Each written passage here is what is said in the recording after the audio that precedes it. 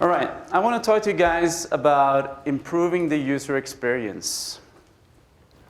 And I think we can agree that the goal is to create customer loyalty.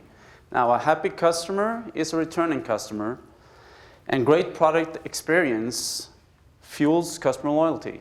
And that's good for business, right? However, in today's wireless market, there are a few challenges that I like to address. It's pairing, it's interoperability, and cables. Now, first of all, when it comes to pairing, today, if you ask me, it's too advanced. You have to go through pin codes, advanced menus, and even trying to pair in a really wireless crowded environment, it's tough. When it comes to interoperability, there's different protocol standards out there. You have ANT, you have Bluetooth Smart, you have proprietary. So there's so many different protocols, but not just that, there's different profiles. And there's this back and forward compatibility, so it's not convenient for consumers to know what to buy, that will work with their products. And if it comes to cables, Nordic as a wireless company, we've been cutting cables for years. Now, I find it hard just finding the right charger for my GPS wireless product, finding the right cable, but most of all, just remember to plug it in to charge it before I need to use it. That's a big hassle. Fortunately, there are solutions for these challenges. For pairing, I like to touch on NFC. For interoperability, I like to talk about multi-protocol stacks with device firmware upgrade capability. And for cutting that last cable, I like to talk about wireless charging. Now, when it comes to NFC, NFC is a really great user experience. It is fast, simple, and secure. All you have to do essentially is to touch two devices together to pair them. And from a consumer perspective, that's very nice. For interoperability, multi-protocol stacks that can support different technologies like ANT, like Bluetooth Smart, like proprietary is important. Consumers don't have to think about which heart rate will work with which watch or bike computer.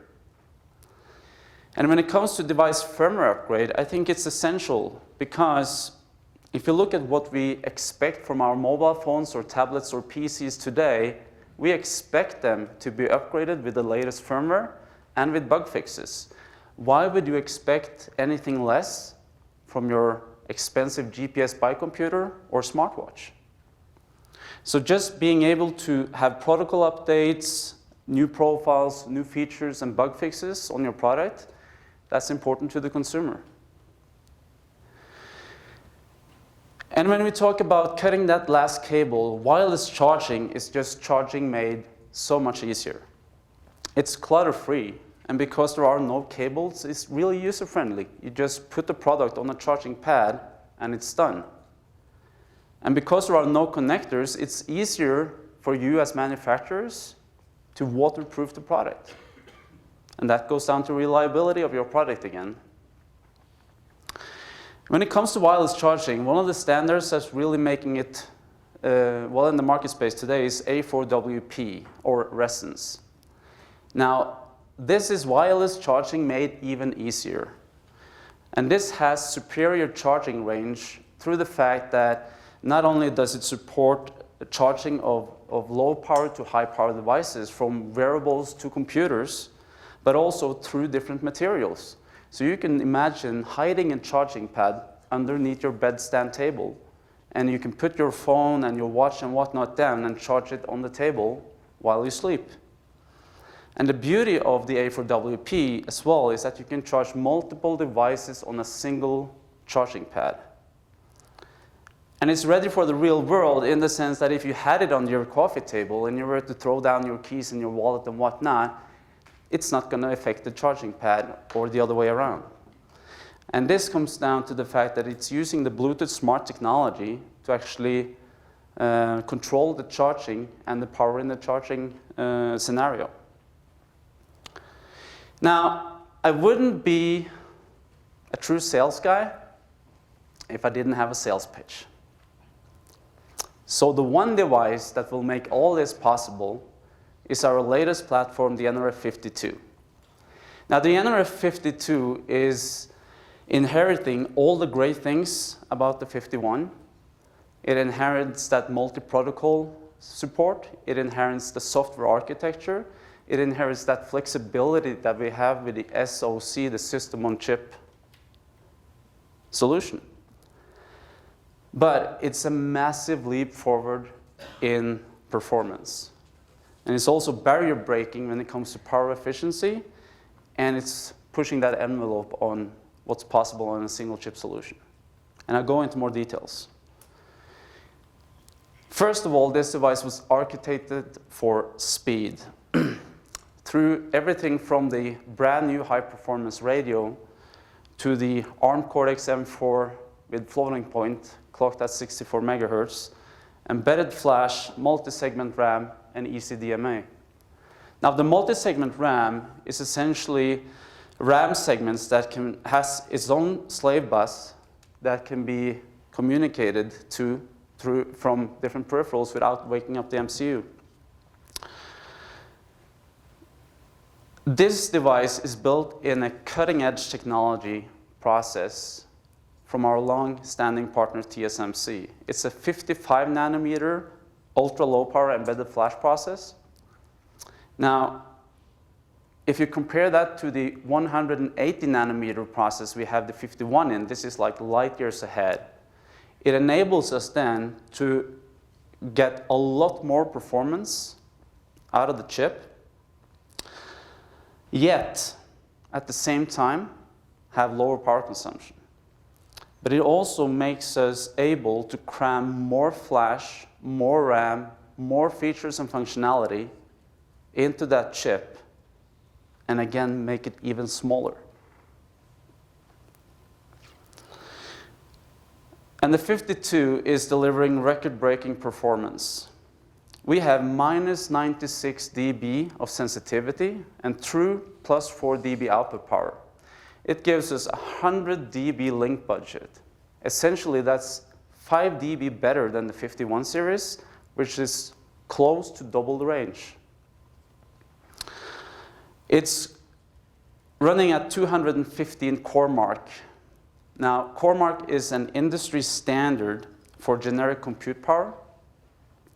And if you compare that again to the 51, this is about 6 times more powerful than the 51 series. And if you look at running DSP or floating point instructions, which the 52 can do in hardware, it's about 2 times as powerful for DSP instructions and 10 times as powerful for floating point compared to a M0 or M3 clocked at the same speed. And if you stack up the 52 against the competitors in the market space right now, it is by far the world's most powerful and Bluetooth Smart SoC.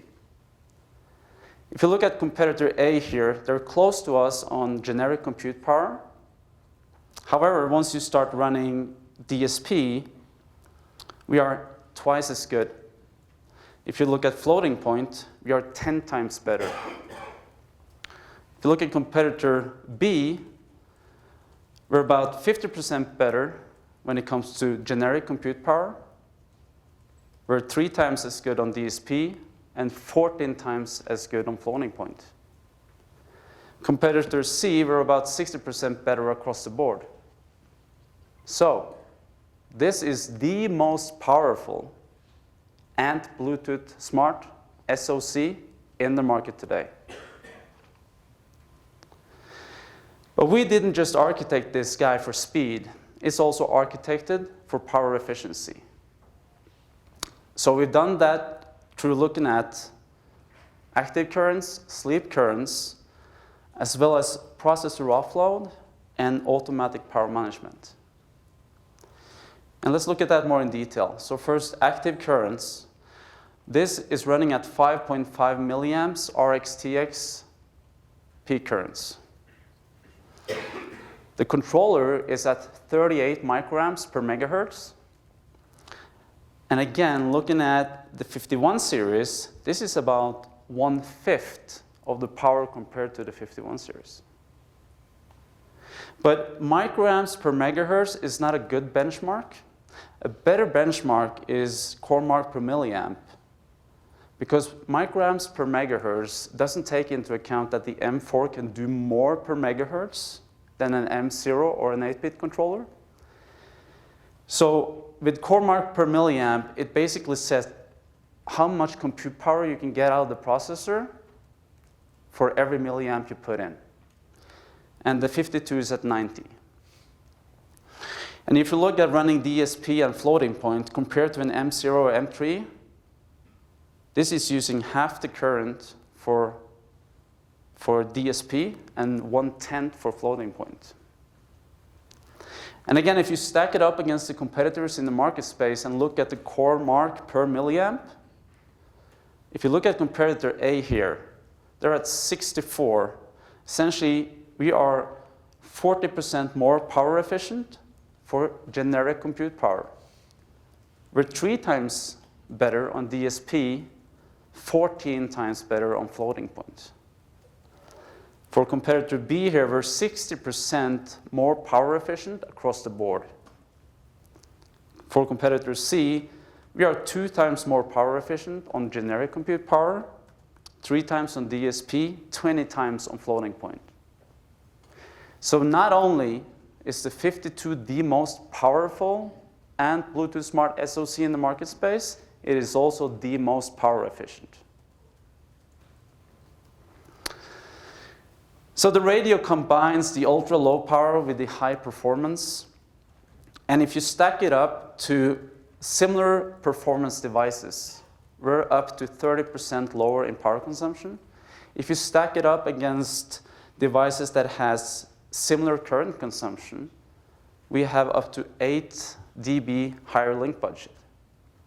Now, a higher link budget just means that we have longer range. Now, we're not talking about long range in the sense that I can do 200 meters outside.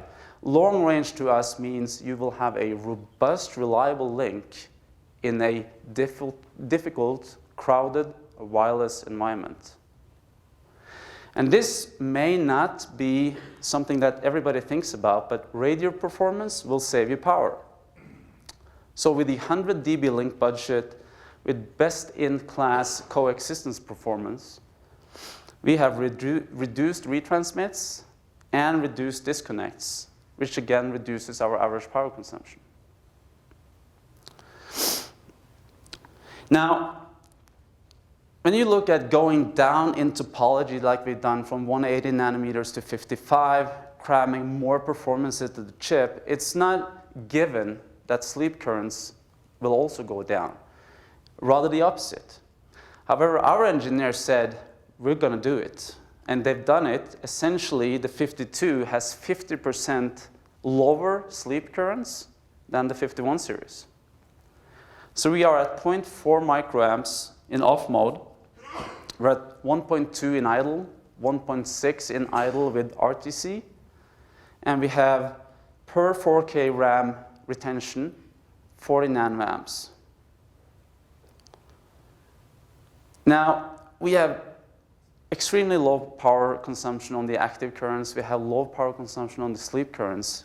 But looking again at the processing power of this chip, now, what's actually pulling power is when you use the microcontroller. The ratio actually between active and sleep on the MCU is 2,000 times. So there are massive power savings to be made by having the controller sleep as much as possible. So in the 52, we have 2 elements to help offload the microcontroller. We have ECDMA and we have PPI.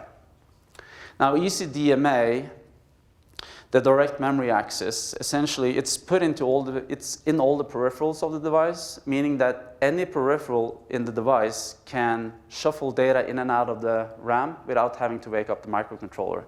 And this is useful if you have applications that need to shuffle a lot of data between the peripheral and the memory. With the PPI, the programmable peripheral interconnect, It's essentially a task event system where you can have peripherals talk to each other without interfering the microcontroller. Now what that means, as an example, would be if you have an ADC that samples a sensor, that needs to sample it like every so and so time. You can set up a timer that triggers this event that tells the ADC to go and sample the sensor, all without having to wake up the microcontroller. And this is giving you massive power savings. But to squeeze those last microamps out of your power budget, we also added automatic power management to the system. And that comes in two elements. One being the automatic block start-stop, which was introduced in the nRF51. Essentially, it's an automated system that turns power on and off for specific blocks as they are used or not in the system. However, what's new with the 52 is this adaptive regulated control. Now, the 52 has multiple regulators, multiple LDOs, multiple DC-DCs, and all of these regulators have multiple modes. Now, the adaptive regulated control, that will continuously sense the supply current of the system. It will sense what the system is drawing and pick the perfect regulator and the perfect mode of that regulator to keep your power consumption at the lowest level. And we call this lowest power made easy. So with all the things that we've done to cram power consumption to a minimum in this device, what does that mean for you guys? Well, essentially, whatever product you have today, if you were to replace your radio with a 52, you would get longer battery life. But you could also replace that battery with a smaller battery, have the same battery life, and create a smaller device. Or you can even look at energy harvesting, like solar panel, like piezoelectric elements. And why not just cram more performance features and functionality into your product? Because the 52 gives you room to innovate on your product. Now let's talk about single chip solutions. So the 52 is designed as a single chip implementation. Now, when you look at single chip implementations, first of all, you're going to replace an external MCU. So you need to have a powerful MCU, and with the M4 that we have in the 52, we have a powerful MCU. But it also needs to be power efficient. It needs to be as power efficient as the external MCUs out there. And the 52 is as power efficient, if not better, than most of the external MCUs out there. Not only that, but we have 512K of flash and 64K of RAM. And that's enough to run our multi-protocol stack with ANT, BLE, and proprietary, as well as pretty complex application. And to top it off, we have a lot of peripherals on this device. We have several high-speed SPIs, we have UART, several I2Cs, we have I2S, PDM, QDEC, we have a brand new 12-bit ADC, we have 2 comparators, we have 3 4-channel PWMs. And why do we have all these peripherals? Well, there are several market segments and applications that we wish to target with this device as a single chip solution. And if you look at something like sensors, you use the SPIs and the I2C interfaces for that. For display, you use the high-speed SPI. For motor and LED control, you use the PWMs. For audio, you can use the PDM to connect to a MEMS microphone, or you can use the I2C to connect to an audio codec. So this is truly a universal single chip solution that can be used for a lot of applications. But not only is the 52 the most powerful and Bluetooth Smart SoC, not only is it the most power efficient, is it is also the world's smallest. We crammed this sucker into a 3 by 3.2 millimeter CSP package. And thanks to an on-chip RF balun, we're down to 11 passives and a 32 megahertz crystal. If you compare this chip to the nearest competitor, they're in the 3.2 by 3.3, but they only have half the flash memory. The next is in a 4 by 4 with even less flash. And I'll hand it to the next guy. They have 1 megabyte of serial flash, but they're in a huge 6 by 6 QFN. But we didn't stop there. So we've added the world's first on-chip NFC tag for touch-to-pair. Now we've seen accelerated adoption of NFC in smartphones, and we've seen how easy, fast, and secure NFC pairing is, and it just gives a great out-of-the-box experience for consumers. And the only thing you have to add to your design on the 52 to be able to enjoy the NFC is an NFC antenna. And for those of you who are already on our nRF51 platform, you'll be happy to know that the migration to the 52 is very easy. The 52 is a superset system on chip architecture of the 51. It's built on the same software architecture, and it's a rock-solid foundation with proven software stacks. Essentially, it means that whatever application code you have today on the 51, you can easily port that over to the 52. And as an example, our own team ported our BLE stack from the 51 to the 52 in 2 weeks. And that's a huge stack compared to your application code. So it's quite simple. So just to recap, with the 52, we are changing the game again. It's built on that rock-solid foundation that we have with the 51. It is the world's most powerful and power-efficient and Bluetooth Smart SoC. And it's pushing the envelope on what's possible in a tiny, tiny single-chip solution.